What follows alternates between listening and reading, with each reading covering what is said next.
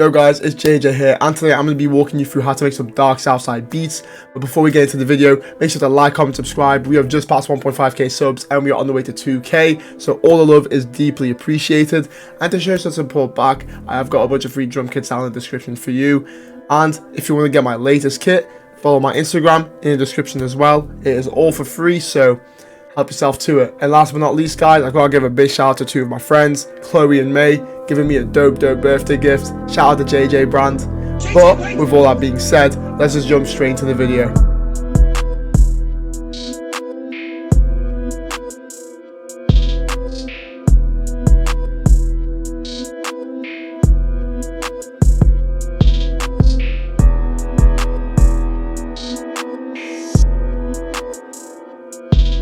First thing to know about this beat, we are doing it at 152 BPM and we are first of all starting in the F sharp minor scale. But first VST being used is of course Omnisphere with a nice preset known as a classic nylon guitar, which we all know and love, which is found of course within that guitar bank. And looking at the pattern, it doesn't look like a Southside pattern at all. But the funny thing is, I actually started off making this beat as a little baby kind of one, but let me just run you through it. Of course, we start off with the root notes, as you can see, with this F sharp into a D and then back into the C sharp. Then I took it up a whole octave, but at every kind of beat, as you can see, I kind of have this nice little pattern going just to give it a bit more movement to the whole sound, and same applies to the other root notes of course. Then I played myself a nice little minor triad, as you can see, and then introduced that G sharp later on, but that G sharp also got used as a nice little top line, so I just inverted that note up an entire octave, giving it a much more like, you know, wider frequency range. Then I essentially followed this whole pattern the whole way through, as you can see, but the only difference is the root notes are changing below. But then the final thing I did was click Alt R to randomize my velocities with this little velocity knob, and then I clicked Alt S to bring up a strummerizer, and then played around with the strum, as you can see,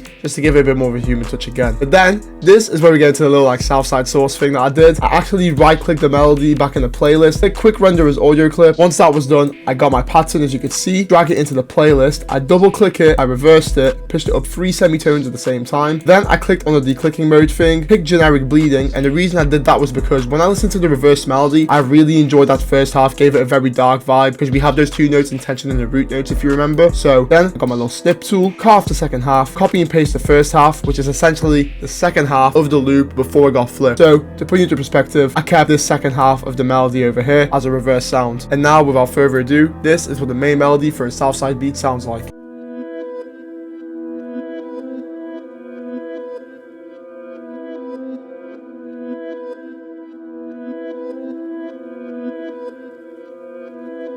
As for the effects, the first thing I did was get myself an EQ, cutting off all my lows and then ducking off some of the higher frequencies. Next up, I got myself an instance of RC20 using the Vinyl 1 preset, and all I did was just duck the noise down a bit. And then next up, I got myself some Valhalla Vintage Verb, and as you can hear, I did mix it up pretty high, used a lot of reverb, and as you can see, this is a preset that I made. And last but not least for the sound, I stereo separated it around 30%, so if you're listening to this with headphones on, you'll really notice how wide the sound gets. Next up within the sample, I got myself an instance of Analog Lab 5, and I used a preset called the Guide V2, and this is a very nice dark bass. As we can see, the bass pattern is just an E going up to an F, E, and then back into an F again, because I did pitch it up 3 semitones, so this melody has now been shifted from an F sharp minor into an A minor. Therefore, those C sharps and Ds got raised 3 semitones higher, leading to this new note. So without further ado, this is what the bass line sounds like.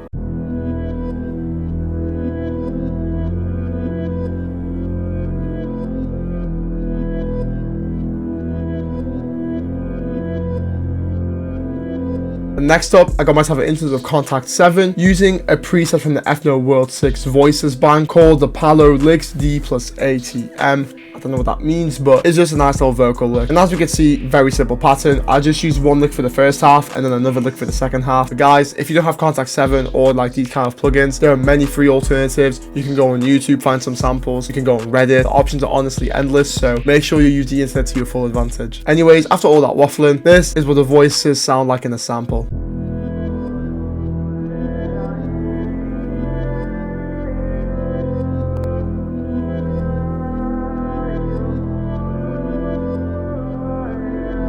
And there you all have it. giving it a super nice dark atmosphere, really reinforcing that Southside vibe. As for the effects, I got myself an EQ using a nice little like telephone EQ, which just means I'm cutting off a lot of the highs and a lot of the lows to give this voice kind of like a very small little telephone effect. Then I'm using some Soothe 2 just to act as a compressor, ducking some harsher frequencies. And last but not least, some Valhalla Vintage Verb with again another high mix, heavy amounts of reverb, really drowning the sound out, giving it a dark ambient vibe. And as for the stereo separation, around 40% was used just to widen it again within your headphones, giving a much more grand feel to it. And last but not least, for the sample, we are using the VST Piano V3 with a preset called the German Classical Clean, a nice little go-to preset of mine. And looking at the pattern, it is very simple. We are just using some piano notes to create a nice little stabbing pattern, which follows the 808 essentially. So all I did was just play this down here, play these down here as well, copy and paste it up an octave, and it's as simple as that. And then another thing to note, I did cut off the notes over here and here, just because I felt like I gave a bit more tension to the whole sound, but you'll hear it. As for the effects, I got myself another EQ, cutting off all the lows, looking some of the mids and raising some of the highs, and some Soothe 2 again with a preset called the Piano Enhancer, which just makes it sound nicer. And again, some Valhalla Vintage Verb, just to add some ambience and a bit of a dark undertone to it. And now with all that being said, this is what the sample sounds like.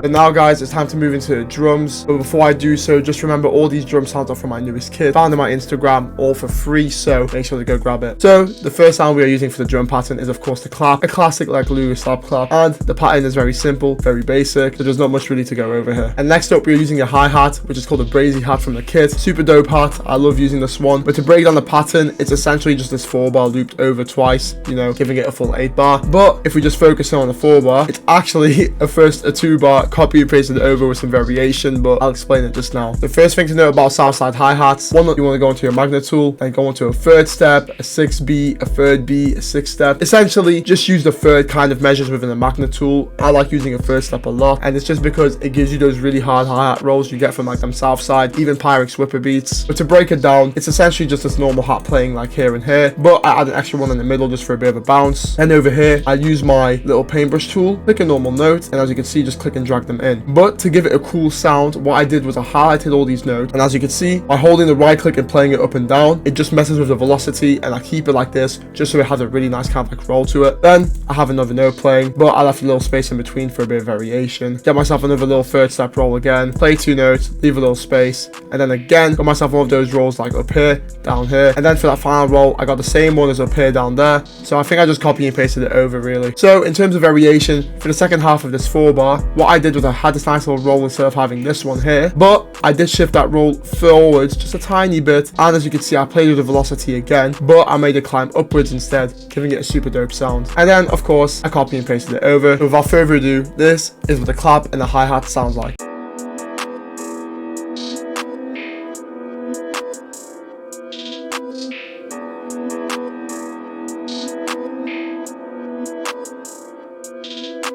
And there we have it. As you can hear, those hi-hats really give that Southside aesthetic already, but let's just move on to the 808s. And here we are, the pattern, very simple and straightforward again. It's essentially just this 4-bar looped over here, but the only thing I did was actually add these 3 notes over here just for a bit of variation, giving it a bit more of an extra bounce. But one thing I do like to know about these notes as well is I like to leave a lot of space between my 808s, as you can see going on here and here. Then at the end, you know, again, just because it's like the final 4. And looking at the pattern, all I did was place this nice little bounce going on here, and then had this nice little 2 notes playing for the second half of the 4-bar just to give it a bit more bounce. And I left a lot of space in between my 808s just because I feel like it gives it a lot more sound as the artists do their thing, but also really dope to let the hi-hat shine as well, because you know, that's that Southside vibe. And then for the second half, I play the same pattern, but the only variation I have is adding these 3 notes.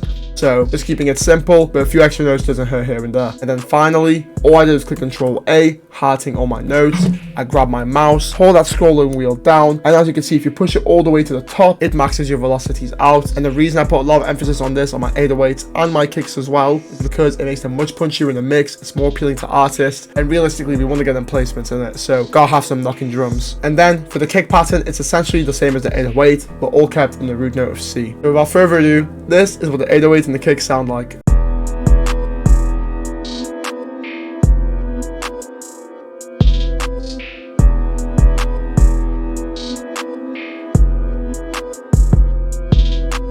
But now for the final two components of the drums. First of all, we got ourselves a nice little reverse open. Hat. Plays once every 4 bars, you can see over here. Placing it pretty much just before the end of that first 2 bar, and then copy and paste it over to make it a full 8. And then next up, I got myself another perk, which is known as the zap perk. And then I place it at the end of every 4 bar, just 1, 2, to give it a bit of an extra bounce. And now, without further ado, this is what a beat for Southside sounds like.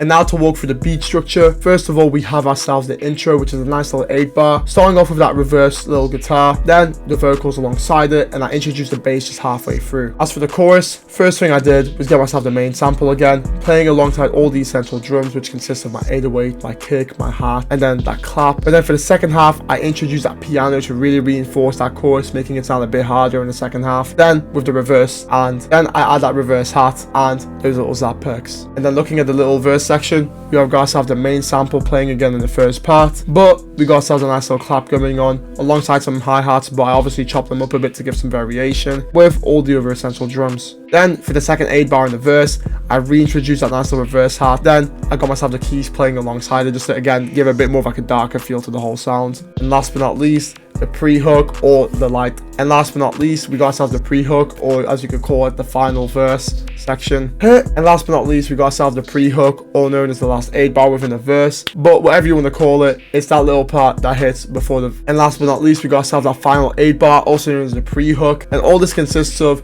the whole sample, as you can see our beat. Now, and last but not least, we have got ourselves the final 8 bar, also known as the pre-hook. And finally, we got ourselves the last part of the verse, which is known as the pre-hook. And that 8 bar consists of the whole sample. And as you can see, I've now reintroduced that nice little vocal part because it hasn't been played the whole way through. Adds a nice little bit of tension and a bit of variation. But to build up into the chorus, I also remove all the drums to really build up to it.